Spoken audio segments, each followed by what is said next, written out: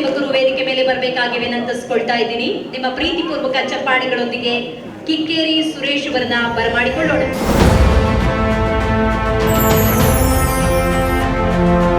ಸುರೇಶ್ ಕಿಕ್ಕೇರಿ ಮೂಲತಃ engineer, contractor ಆಗಿರೋ ಇವರು ತಾಲೂಕು ಪಂಚಾಯಿತಿ ಮಾಜಿ ಅಧ್ಯಕ್ಷರು.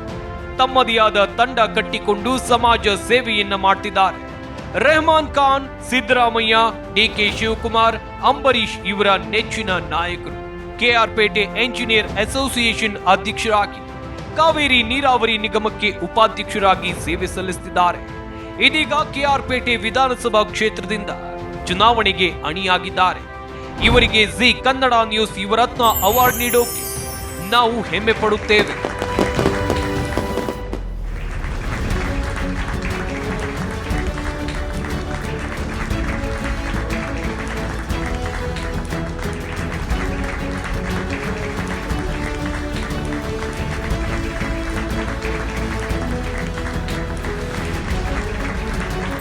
ಕಿಕ್ಕೇರಿ ಸುರೇಶ್ ಅವರು ಸಮಾಜ ಸೇವಕರು, ನಮ್ಮ ಜಿ ಕನ್ನಡ ನ್ಯೂಸ್ನ ಯುವರತ್ನ ಅವಾರ್ಡ್ ವಿನ್ನರ್ ನಮ್ಮ ಜೊತೆ ಇದ್ದಾರೆ.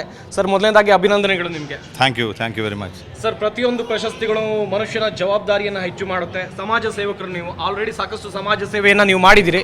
ಈ ಪ್ರಶಸ್ತಿ ಮೂಲಕ ನಿಮ್ಮ ಜವಾಬ್ದಾರಿ ಎಷ್ಟು ಹೆಚ್ಚಾಗುತ್ತೆ?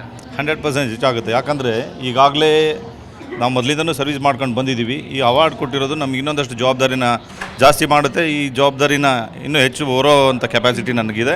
100% ಮುಂದಿನ ದಿನದಲ್ಲಿ ಇನ್ನೂ ಹೆಚ್ಚಿನ ಸಮಾಜ ಸೇವೆನ ಮಾಡೋದ್ರ ಮುಖಾಂತರ ನಿಮ್ಮ ಅವಾರ್ಡ್ಗೆ ಗೌರವಿಸುವಂಥ ಕೆಲಸನ ನಾವು ಮಾಡ್ತೇವೆ. ಸಾಧನೆ ಕಡೆಗೆ ಗುರಿಗಳಿರುತ್ತೆ ಅಂತೆ ಸರ್, ನಿಮ್ಮ ಮುಂದಿನ ಗುರಿಗಳು? ಮುಂದಿನ ಗುರು ತಾಲೂಕಿನಲ್ಲಿ ಒಂದೊಳ್ಳೆ ಸ್ಥಾನಕ್ಕೆ ಹೋಗ್ಬೇಕು ಅಂದ್ಕೊಂಡಿದ್ದೀನಿ. ಜೊತೆಗೆ ಇನ್ನೂ ಹೆಚ್ಚು ಮಿಡ್ಲ್ ಕ್ಲಾಸಿನ ಕೆಳಗೆ ಬರ್ತಕ್ಕಂಥ ಪೀಪಲ್ಗಳಿಗೆ ಕೆಲಸ ಮಾಡಬೇಕು ಅನ್ನೋದು ನನ್ನ ಮೊದಲಿಂದ ಇರ್ತಕ್ಕಂಥ ಆಸೆ. ಯಾಕಂದರೆ ಅಪ್ಪರ್ ಮಿಡ್ಲ್ ಕ್ಲಾಸು ಮತ್ತು ಟಾಪ್ ಕ್ಲಾಸ್ ಪೀಪಲ್ಸ್ ಯಾರ ಹತ್ರ ಹೋಗ್ಬೇಕಾದ್ರೂ ಕೆಲಸ ಮಾಡ್ತಾರೆ. ಮಿಡ್ಲ್ ಕ್ಲಾಸಿನ ಕೆಳಗೆ ಬರ್ತಕ್ಕಂಥ ಜನಕ್ಕೆ ಸರ್ವೀಸು ಕರೆಕ್ಟಾಗಿ ಸಿಕ್ಕೋಲ್ಲ. ಅವ್ರು ಸರ್ವೀಸ್ ಮಾಡೋದ್ರ ಮುಖಾಂತರ ಇನ್ನೊಂದಷ್ಟು ಜವಾಬ್ದಾರಿನ ಹೊರುವ ಅಂತ ಲೆಕ್ಕ ಹಾಕ್ಕೊಂಡು. Yes sir, thank you Zee Kannada news ಜೊತೆಗೆ ಮಾತನಾಡಿದ್ದಕ್ಕೆ. ಹಾಗೆ ಮತ್ತೊಮ್ಮೆ ಅಭಿನಂದನೆಗಳು. Thank you very much.